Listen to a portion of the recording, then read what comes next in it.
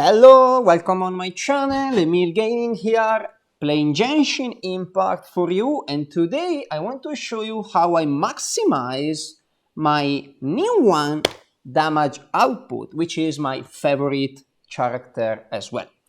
So, first of all, I want to show you my Ningguang and her weapons, talents, artifacts, constellations. So, I have the Battle Pass weapon at the moment, which gives a nice critical rate bonus, and it has a very nice refinement power, which is the Battle Pass here. As you can see, I completed this month, and so I got the weapon for Ningguang. Now, the artifacts are 2 Archaic Pitra, which give geo damage bonus plus 15%, and 2 Gladiator pieces, plus this, which gives geo damage bonus.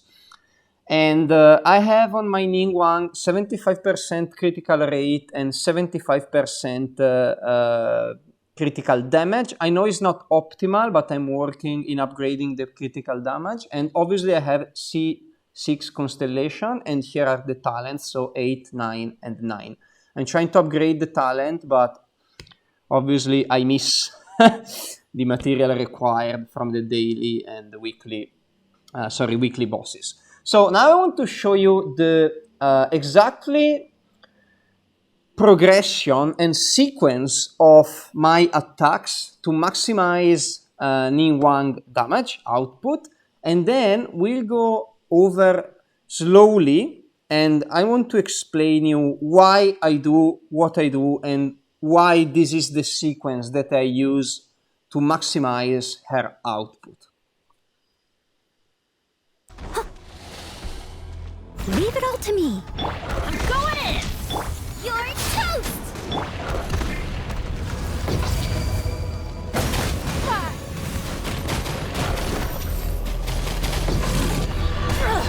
Blood repays blood.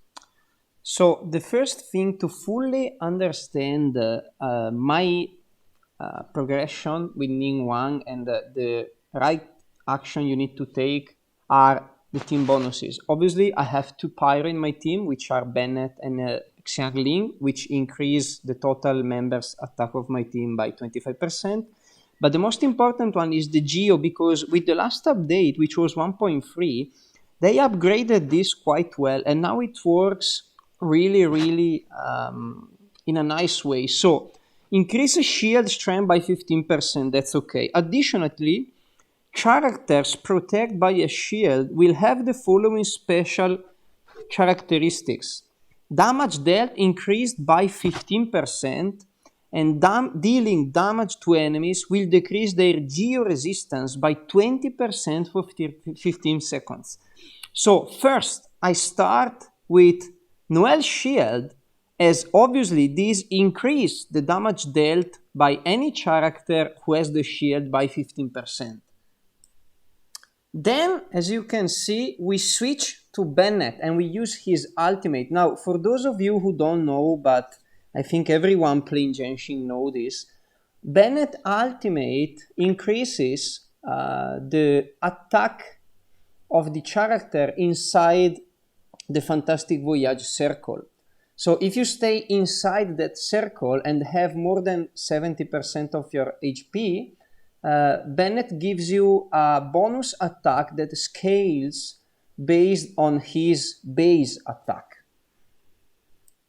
So after the Bennet ultimate, we use Xiangling ultimate. Why? Because as you can see from this, I have the 4 pieces set bonus Noblesse Oblige, which gives, when you use your burst, so your elemental burst, which in case of Xiangling is called Pironado, it increases all party members' attack by 20% for 12 seconds. Okay, so for the next 12 seconds, any of my character active on the field will have their attack increased by 20%. Now here we come to my favorite part, which is the Ningguang part. So the first thing we do is create the Jade screen. Now we do that for 2 reasons, and we don't have to break it over the enemy, but we need to create it far.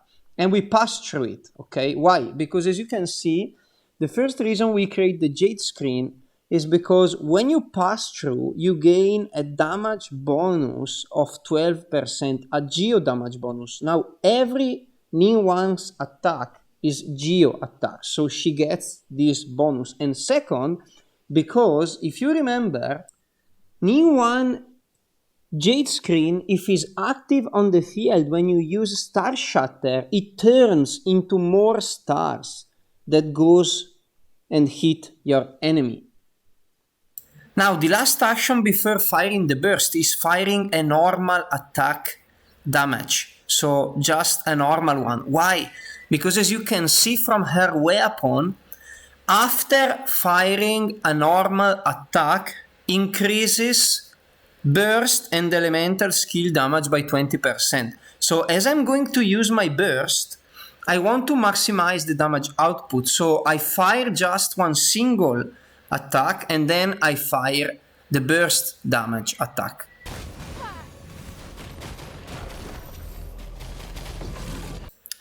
So now we fired our burst damage skill, and as you remember, constellation number 6 of Ningguang is one of the best because when we fire her elemental burst damage, Ningguang gains 7 stars that can be used in the next charged attack.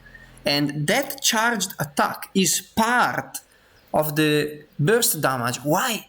Because we can't have 7 state jars without the burst damage. So Ningguang burst attack, when she's constellation number 6, level 6, is made of 2 parts. First you fire the burst and then you fire a charged attack. Blood repays blood. So now the final question is, how much damage this sequence of attacks did? We tried to calculate it based on the number that they came out on the screen. Now, it's really hard because there were many attacks altogether and many gems and many numbers. But this is a rough calculation of all the sequence and all the damage that we got from it. So here is a damage breakdown. So the Noelle shield, then Bennet ultimate, Xiangling Pyro, which hit 4 or 5 times the Wolf of the North, and every time it goes between 3,800 and 6,000. Then we have the Ningguang normal attack, which is always 2 Jades, and one did around 3,800 and the other one 2,000 because it was not a critical hit. Then we have the 10 Jade Burst, which are 6 or 7 Jade Burst from your queue, and then the Jade Shatter screen, which turns into 4 more Jades. Each Jades hit for around 8 to 9,000, so the math is that. Then we have the Charged Attack Jade, which is 15,000, because I saw that from the video. And then there are the 7-star Jade surrounding the Charged Attack, which each one of them did around 4,000 of damage. So the total damage of the sequence is 164,000 HP lost for our Wolf of the North. So a few notes to improve the damage output, but before I want to remember you that I play Genshin because I want to have fun. I like it. This is my main team. I really enjoy playing with them, and I would not change my main team with anything else. I know that my team lacks of elemental reactions because obviously there aren't any elemental reaction I can create. There is no vaporize, no melt, no swirl, nothing. But that's the way I like the game, and this is why I focused my Ningguang damage output on this particular sequence. Now, how can you improve this if you're using the kind of character I'm using?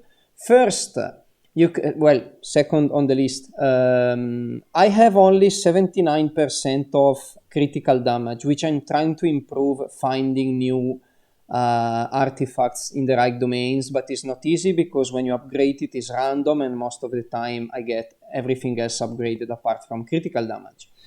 Then, My talents are okay, but still not as best as they could. I miss the weekly reward to upgrade them. So both my normal attack and my burst attack can be upgraded because now they are 8 and 9 and they can go up. Then obviously my Ningguang and my weapon are still level 80, so I can get a bit of attack and bonus when I will unlock adventure rank level 50, and I will be able to upgrade my Ningguang and my weapon to level 90. And last, I'm working on it, so my weapon is still refined level 1, and it gives only 20% bonus after a normal attack, while at R5 level, so if I will be able to refine it in the next few months, it gives 40%. So it's a nice bonus to have as well. Thank you so much for watching my first video. I hope you enjoyed, and see you soon.